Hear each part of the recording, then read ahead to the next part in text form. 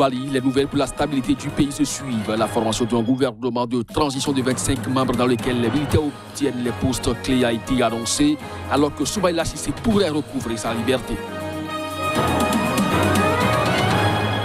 En Égypte, l'angoisse des familles de 15 migrants partis pour la traversée vers l'Europe devient vive. Elles sont restées sans nouvelles de leurs proches depuis plusieurs jours alors qu'un bateau vient de faire chavirement.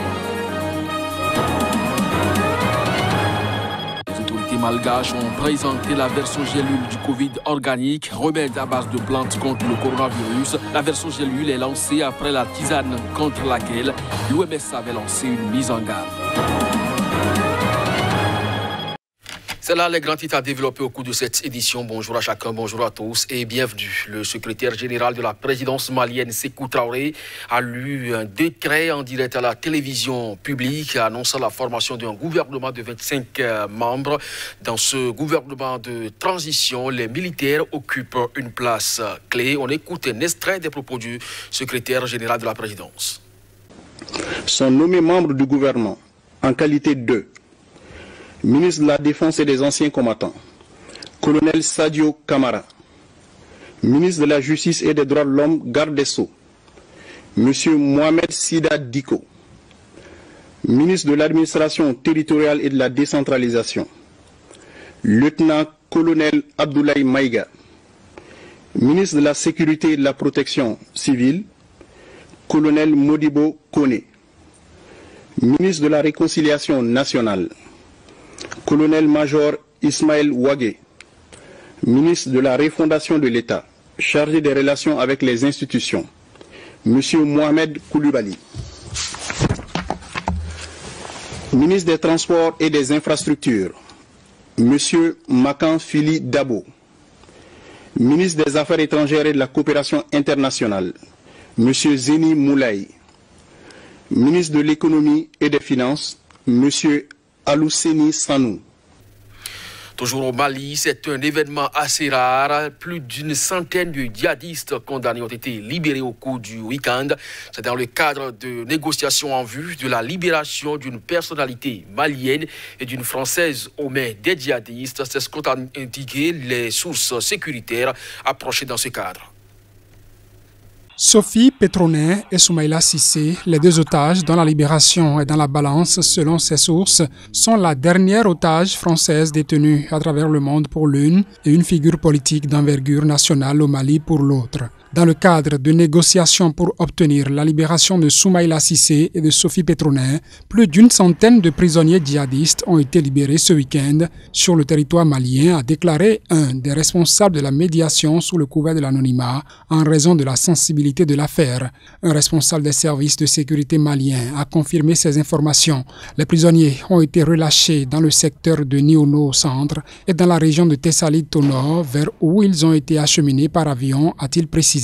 Un élu de Tessalit a confirmé anonymement à l'AFP l'arrivée dimanche par avion de très nombreux prisonniers djihadistes et leur libération. Sophie Petronet, humanitaire française, a été enlevée le 24 décembre 2016 par des hommes armés à Gao, au nord du Mali. La dernière vidéo où elle apparaissait avait été reçue mi-juin 2018. Elle y semblait très fatiguée, le visage émacié et en appelait au président français Emmanuel Macron. Soumaïla Cissé, lui, ancien chef de l'opposition parlementaire et deuxième à 3 reprises de l'élection présidentielle, a été kidnappé le 25 mars alors qu'il était en campagne pour les législatives dans la région de Tombouctou au nord-ouest.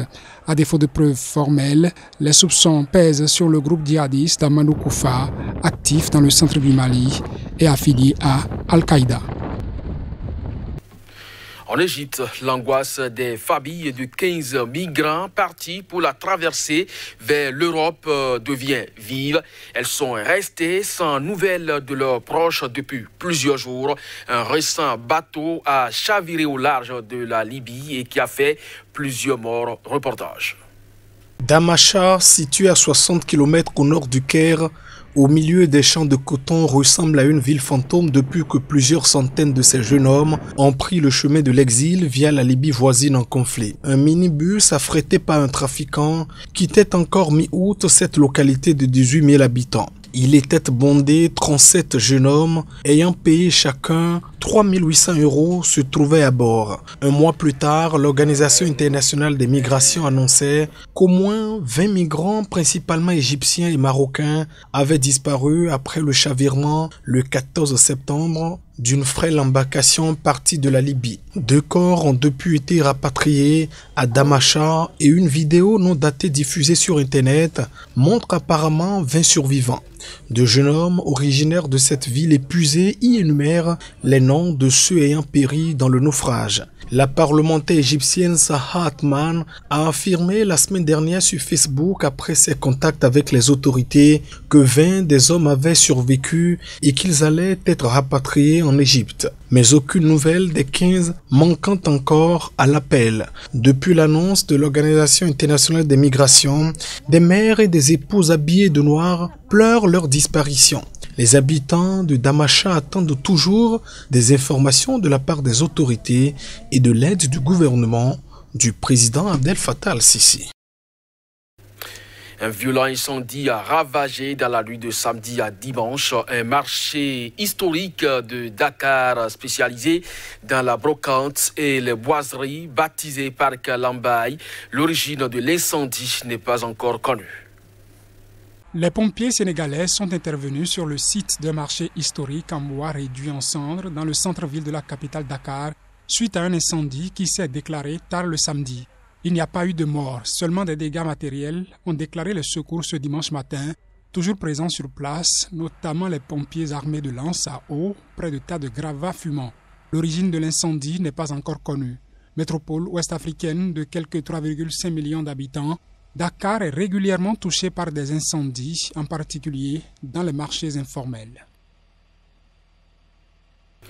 En Côte d'Ivoire, le président Alassane Ouattara a procédé ce week-end à l'inauguration du nouveau stade olympique construit avec l'aide de la Chine en vue de la Coupe d'Afrique des Nations de football de 2023. Avec ses 60 000 places, le stade d'Ebempe sera le plus grand stade de la Côte d'Ivoire, détrônant le stade Houphouët-Boigny situé dans le centre d'Abidjan. Le joyau inauguré par le président Ouattara va accueillir le match d'ouverture et la finale de la CAN 2023. Les travaux ont été exécutés en près de 4 ans par l'entreprise chinoise Beijing Construction Engineering Group. Le président s'est dit fier et heureux de cette coopération sino-ivoirienne pour ce joyau architectural. Le stade et les installations annexes, piscines et cités olympiques, hôtels ont coûté 143 milliards de francs CFA selon les autorités ivoiriennes, dont 63 milliards de francs CFA financés par la Chine. 50 000 personnes ont assisté à la cérémonie d'inauguration, un grand moment de fête en présence du président ivoirien Alassane Ouattara en pré-campagne électorale et qui brigue un 3e mandat controversé à l'élection présidentielle du 31 octobre. Oui, c'est bien de venir de temps en temps suivre les matchs ici et le cadre est agréable et tout le monde est à l'aise. Je pense que c'est l'idéal, quoi. Franchement dit, ce stade est vraiment merveilleux parce que l'intérieur et l'extérieur est vraiment magnifique. On dit merci au président Adou. La construction de cette infrastructure vise aussi à valoriser la zone d'Anyama en périphérie nord de la capitale économique ivoirienne où doit déboucher la première ligne de métro dont la construction est sans cesse repoussée depuis plusieurs années. Les autorités malgaches ont présenté la version gélule du Covid organique, remède à base de plantes contre le coronavirus. La version gélule est lancée après la tisane contre laquelle l'OMS avait lancé une mise en garde. Le Covid organique ou CVO en gélule, c'est la nouvelle présentation du remède à base de plantes produit depuis des mois par le Madagascar pour lutter contre le coronavirus. Après la tisane largement distribuée sur l'île et également envoyée dans plusieurs pays, essentiellement africains, les autorités ont lancé vendredi la version gélule de cette potion à base de plantes. Selon les statistiques officielles du gouvernement, 7 millions de personnes ont testé la tisane Covid organique à Madagascar, mais à ce jour, aucune étude scientifique n'a prouvé son efficacité. L'OMS avait d'ailleurs mis en garde contre toute tentation de promouvoir sans texte scientifiques, la potion vantée par le président. L'usine située près de la capitale Antananarivo peut produire jusqu'à 32 000 gélules par jour et détient déjà un stock de 275 millions.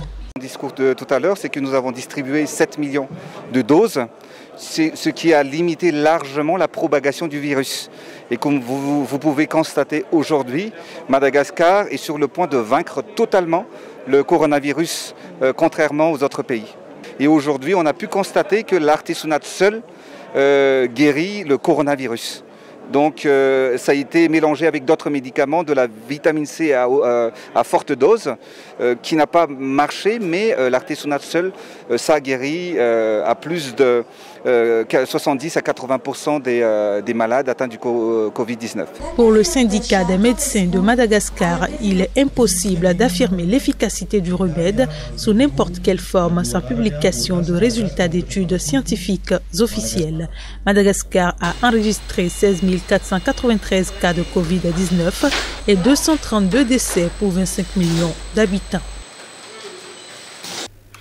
Bar fermé, congrès interdit, restaurants soumis à des règles sanitaires plus strictes, capacité d'accueil à l'université réduite à 50%. En France, ce sont entre autres les nouvelles mesures de restriction annoncées par le préfet de police de Paris. Elles entreront en vigueur à compter donc de ce mardi pour faire face à la progression inquiétante du Covid-19 dans la capitale française. On écoute le préfet pour plus de précisions. Pour éviter des regroupements massifs de population, j'ai également pris la décision de fermer les foires et salons, parcs expositions, et les événements se tenant sous de grandes tentes, qu'on appelle dans notre jargon des CTS, chapiteaux, tentes et structures. En pratique, cela veut dire que les congrès, salons professionnels, représentations de cirque sous chapiteaux ne pourront se tenir dans les 15 prochains jours.